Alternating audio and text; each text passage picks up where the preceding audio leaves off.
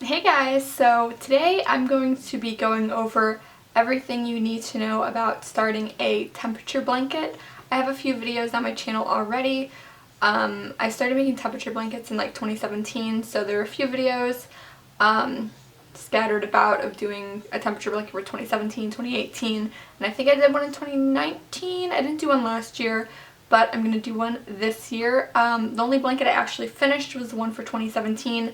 I never got around to finishing the other ones, so hopefully we're actually going to keep up and finish this one this year, but I wanted to go ahead and just cover all the information you guys needed to make a temperature blanket in this one video. I do get a few questions here and there, so I just kind of want to compile all the information that I've learned over the years into this one video. So let's just jump right into it. So the first thing we need to talk about is supplies. Obviously you're going to need yarn. I prefer to crochet. If you want to, you can knit, but I'm more on the crochet side, so we're going to go ahead and kind of explain crochet here. So obviously you're going to need some yarn, and you're also going to need a crochet hook. I prefer to use an H hook, which is, it says size 8, but it's 5 millimeters. It's just what I prefer to use. I like the way that the stitches turn out, and it works with the yarn I have. Of course, check the yarn. But the next thing you're going to need is some yarn. So what you're going to want to do is you're going to want to kind of create a chart. I like to make a chart in my bullet journal. So I just have like a little chart here with all the days, and all the months, and then I kind of just color it in as I go to figure out the temperatures. But yeah, so I have like a little key here with all the different temperatures. So basically you're just going to want to create kind of like a guide for what temperatures. I have 8 different ranges, so ranging from like 20 degrees to 91 and above. You can do it however you want. It really just depends how often you want the colors to change, what the weather's like where you are, and all that stuff. So that's just what I do. So I have about 8 different colors. No, sorry. I have 9 different ranges, so I chose 9 different colors of yarn. Really, you can do whatever you want for this.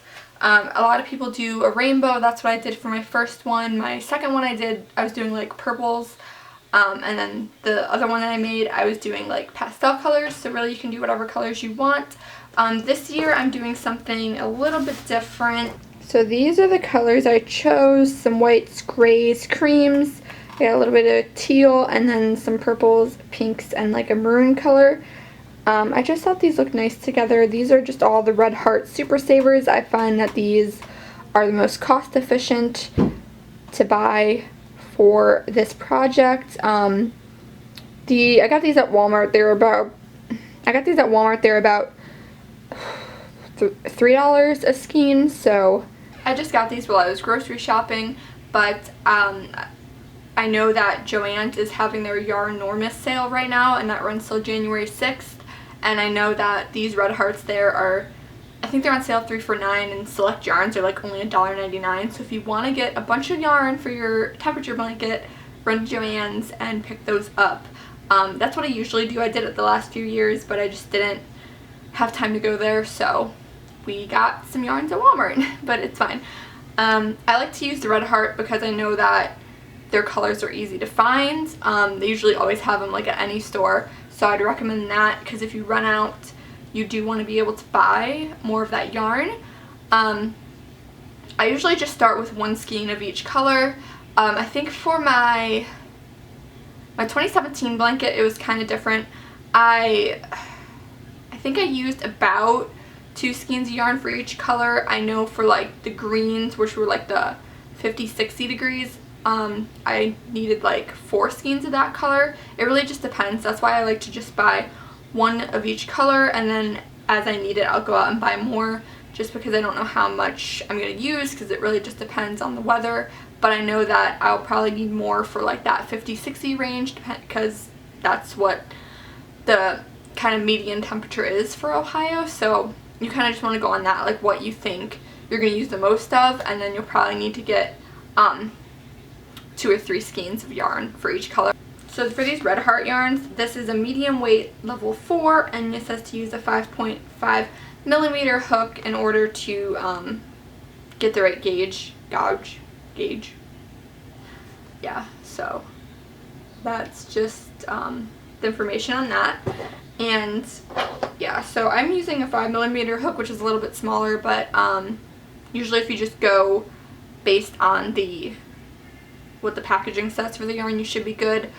I am going to go ahead and make a swatch using these yarns just so we can figure out how big we need to make it, because my 2017 blanket was super long. It was like 10 feet long, and I think if I made it wider it would have been a little bit shorter. I also used a half double crochet, and I think single crochet is probably better for this project just because you don't want the blanket to end up like 10 feet long. Because you are going to have 365 rows when you're done at the end of this project, because there's 365 days in the year. But yeah, those are kind of just all the materials you need. I do recommend either, I don't know if you have a bullet journal or like a spreadsheet online or something, just something you can keep track of the weather.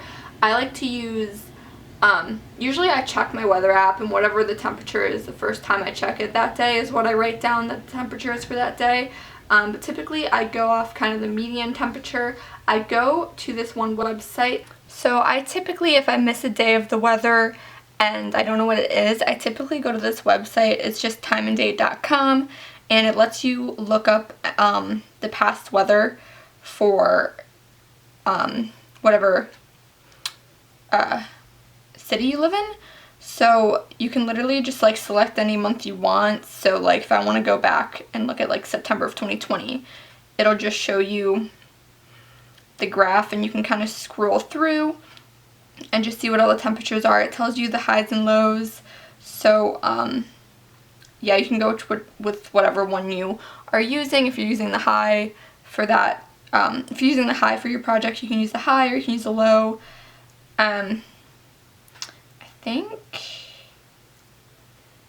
yeah, so I usually go off the high temperature, or I'd like whatever's in the middle. But yeah, this website's nice because you can just literally look up any area's weather in case you miss a day. It's pretty helpful. I'll have the website linked down below so you guys can use that at your leisure. So in my journal,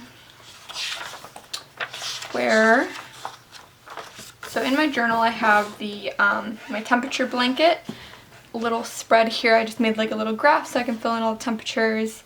This is kind of an easy way to keep track for myself. But I'm going to go ahead and write down the hook that I'm using, that way I don't forget. I recommend either leaving your hook with your project or writing it down somewhere, that way you don't mess up your stitch sizing. So I like to write that down just so I have a record of that. And now I'm going to go ahead and write down my colors. So I know that I want this -20 to be my white color. So that is this. I like to write down the name of the color because I tend to lose the, that way if I lose the label, I know what the color name is if I need to rebuy another color. For the 21 to 30. And this color is called Light Jasmine.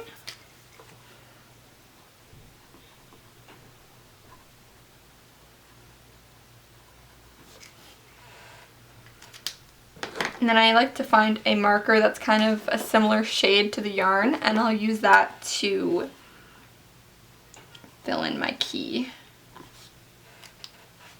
This green is just one that I have in my, this green one's just one that I have in my closet. I have like a ton of skeins of them, so I'm just gonna like say green because it doesn't tell me the color because it's kind of old, but yeah.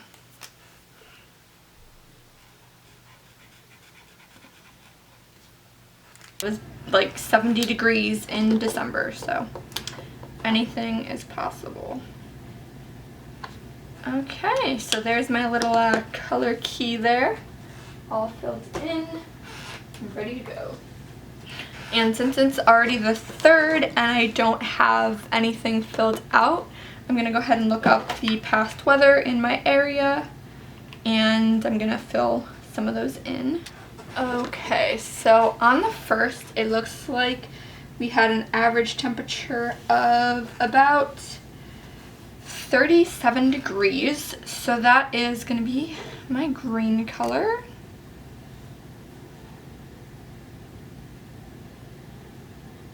So I just like fill in a little square with that color.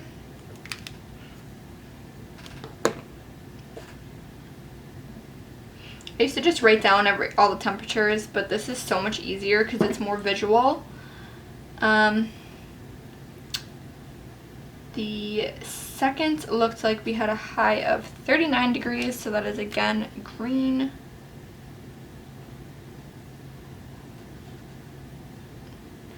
And then today is the third. We had an average of 43, which is going to be my cream color. So that's what we're working with so far. So now after you have all your colors and yarns and everything picked out and you're ready to go, you are going to want to find some kind of pattern to make your blanket. Now you can just do basic single crochets if you want. You can you know, think of some interesting patterns. I did a C2C, you could do a granny square. There's a billion different crochet patterns you can do. This year I'm going to be doing this diamond crochet stitch. I'll have the pattern linked in the description as well for you guys if you want to use the same stitch that I'm using. But it basically just, you skip stitches and it makes like a cool diamond pattern. I have made a blanket with this pattern before and it just turned out super cute. So I'm going to go ahead and make a swatch of this so that I can see how many stitches I'm going to need to get the blanket that I want, and I'm going to see how many rows and measure that so I can kind of see how long it's going to be and how wide I need to make it so that it's not gigantic. So yeah, I'm just going to go ahead and swatch this really quick. To swatch something, all you need to do is make like a little square. So this pattern in particular has like a little chart here, so I'm probably just going to make this little chart and measure that. This pattern specifically works in a multiple of 10 chains plus 3. So if you're going to be doing like 200 chains wide, you're going to want to add 3 to that. So it'll be 200 plus 3, so you'll end up with 203 chains at the ends. All that means is you have to work in a multiple of 10, so like 50, 60, 70, you can't do like 43 or something. It has to be a multiple of 10. But yeah, I'm going to go ahead and swatch this up really quick and then we can get to measuring.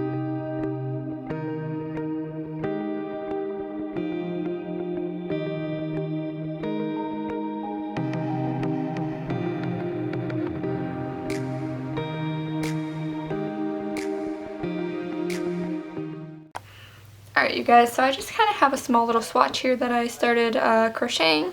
So I'm going to go ahead and measure this now. This is 5 rows. These are double crochets because that's what the pattern uses, is double crochets to make this. So I have 5 rows of double crochet and then I have 23 stitches of chains going along the bottom. So we're just going to measure this and see how big it'll end up when we have all the other rows. So you're going to want to just measure these as accurately as possible. Don't stretch it or anything because you want it to be accurate. So for me, 23 stitches is about 5.5 inches. 23 chains for me is about 5.5 inches. And then I'm going to see what 5 rows is. So 5 rows of double crochet is about 2.5 inches. Okay, wait, I totally did my math wrong. Okay, so 5 rows are 2.5 inches. So 365 divided by 5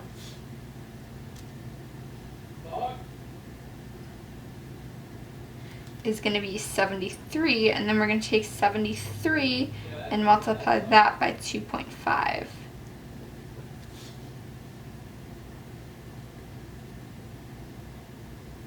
And that's going to be 182.5. So then we're going to take 182.5 and we're going to divide that by 12. So that's going to be 15 feet, which is honestly still way too big. Considering a queen size bed is 80 inches, that's going to be huge. So I'm going to try to use some single crochets and see if that makes a difference, but right now that's going to be super long. I don't think 15 feet is going to be a good length. Okay, so this wasn't actually turning out right with a single crochet.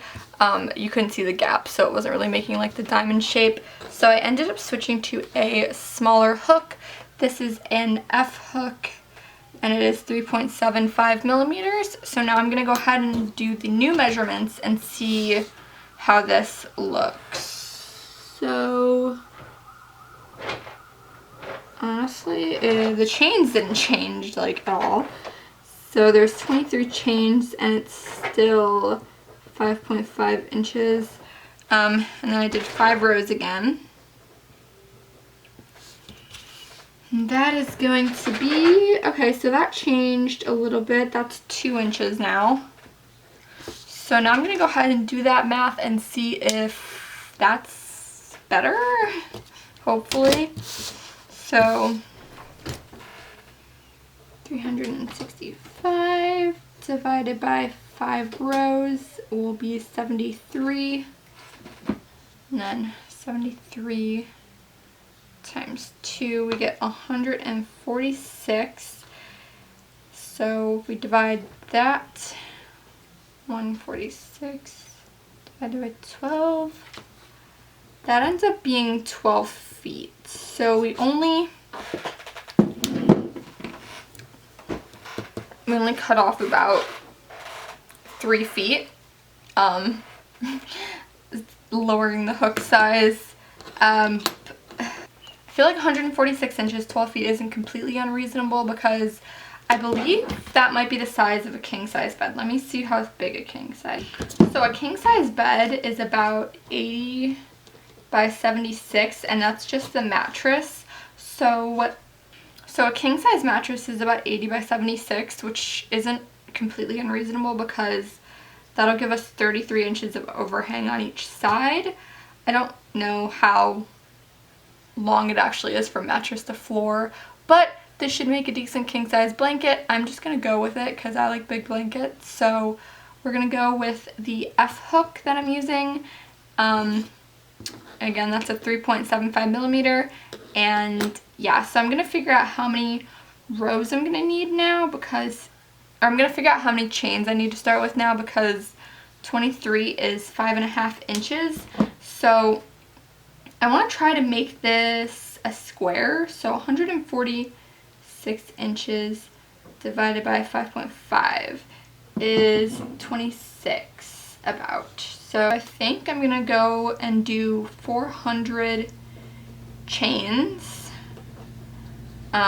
plus 3, so I can get to that 146 inches, because I believe 400 divided, I'm gonna do 400 chains plus 3 to go with my pattern, and that should bring me to 95 inches. So the finished blanket is going to be 146 by 95. It's a little bit bigger than a king, maybe more of a California king, but it's fine. It'll work. At least it won't be abnormally big like my other one. Yeah, but I'm totally ready to start my blanket. I'm really excited to do this kind of like diamond pattern. I think that'll look really cool. Again, I'll have that pattern linked down below if you guys are interested in doing that one as well. I'm going to be using 400 chains plus 3 to start it out, and at the end of the 365 it should end up being 146 inches, which is about 12 feet, and I'm using an F hook at 3.75 millimeters. So if you guys want to do a similar pattern, so if you guys want to use the same pattern, feel free to get that kind of hook. Again, I definitely recommend doing a test swatch so you can see kind of the exact dimensions and do the math so that you can kind of figure out how long your blanket will be and how many chains you need to do to start that off so that it's not super skinny and super long like a scarf. But yeah, so I definitely think that doing the swatches helped. But yeah, again, this is a pattern that requires double crochet, so if you want to do a pattern that requires single crochet, you'll probably need to adjust accordingly. Again, do a test swatch, measure it, see what your gauge is. Everyone crochets kind of differently, so it really helps to do a test swatch. But yeah, that is about all for this video. I hope you guys enjoyed. I will be doing monthly updates on my temperature blanket so you guys can kind of see where I'm at with my progress. If you have any questions, feel free to ask me down below. I will respond as best as I can.